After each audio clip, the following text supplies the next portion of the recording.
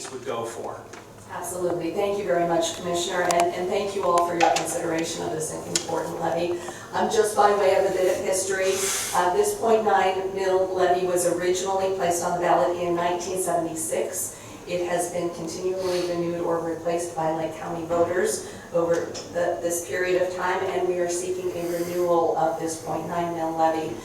This levy generates approximately $5.4 million, which is about 30% of our overall budget. So this is lifeblood funding for the Lake County Adams Board. Just by way of perspective, our annual budget is approximately $17.9 million. Our cash reserves generally runs less than $4.5 million.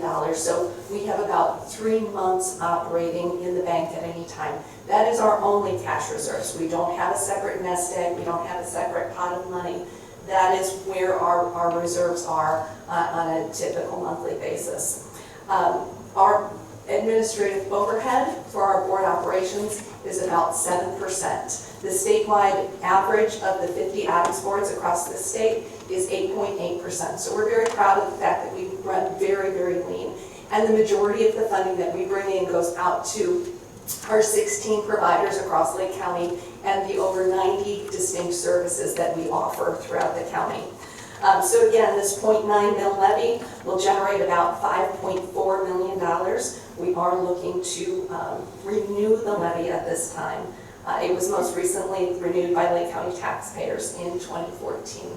And I'm happy to answer any questions. I would point out that, as I said, this is lifeblood funding. So this levy funds our crisis services, our crisis infrastructure. It funds housing services for individuals with severe and persistent mental illness. It funds specialized services for our seniors, as well as services within our schools and specialized intensive services for our youth. It also funds some of our criminal justice services, including our jail treatment program.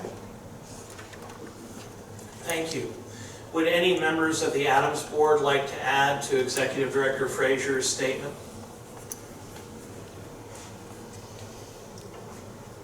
Good morning, Commissioners. On behalf of the Lake County Adams Board, I want to thank you for supporting our board's efforts to renew our .9 mil levy this November. As you know, this levy provides vital funding to support the mental health and addictive services that keep our community safe and healthy.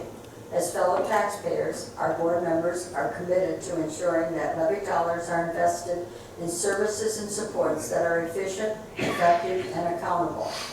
And we're committed to ensuring that the 16 providers and our 90 services that we invest in each year continue to positively impact our county.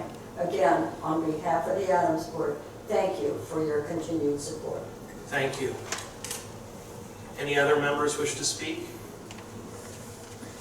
Hearing none, I would just add for my part, the county commissioners are very discerning when a county agency comes to us, even with a renewal levy, because we understand that property taxes are too high, seniors are being taxed out of their homes. It is a difficult decision even to allow a renewal levy to go toward the ballot. So the first thing we look to is to make sure there's not an excessive balance or fund available that could pay for these services without the need to renew the levy. And there are certainly county agencies that enjoy enormous carryovers. So the first question that we asked and was answered is, what resources does the Adams Board have to continue their current services without this levy? And the answer is none. 3 to 4 months of operating expenses are bare minimum for an agency. You never know when payroll expense or a lawsuit could come in and cost you a couple $1 million. So to have 3 to 4 months in advance is about as low as an agency can responsibly go. It is absolutely clear that the Adams Board would have to cut many of the services that they provide today to our most vulnerable communities in Lake County, ranging from seniors to recovering addicts to the desperately poor who have nowhere else to turn.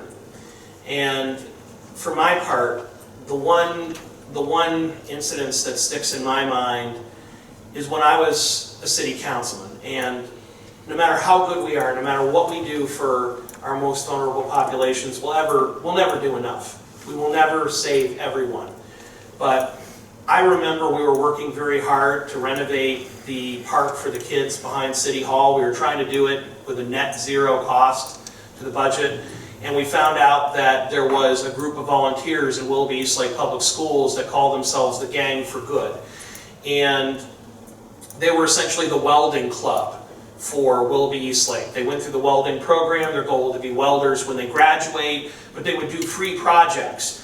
And I think that same group helped with the giant Eastlake sign, but they like to do free projects for their community to help.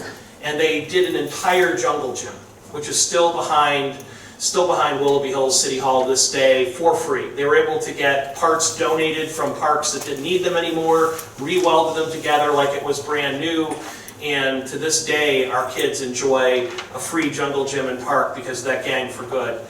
But what sticks in my mind is that shortly after that project was completed, one of the members took his own life. A very young man. I can't even imagine the despair that he went through. He was incredibly dedicated to his community. He wanted to make a difference, but for some reason, he ran into a wall he couldn't climb. There was the darkness he couldn't see beyond. And I wish there had been more we could have done for that young man. Because instead of just enjoying and celebrating a new playground, it was a commemoration of this young man at the same time as we thanked this group of young men and women for their hard work. And I hope that in supporting the Adams Board, we can save more kids like that. We can give more chances, more opportunities to pull people off that path. Because no matter how happy people may seem, no matter how easy their lives may appear, I guarantee you there are people in this room right now who are wrestling with serious mental health issues. I'm sure there are. And they may seem to be the strongest and the happiest and the best of us, which is why it's so important to make sure there are confidential services, there are myriad outreaches to folks, because people almost never respond to the first time or the first try. So while I wrestle with even a renewal levy, this is one of the times where we have to make an investment as a community. The voters decided in 1976 we need to support the most vulnerable populations in Lake County, and I think that wisdom extends to today. Any further discussion from our colleagues? Make sure of this.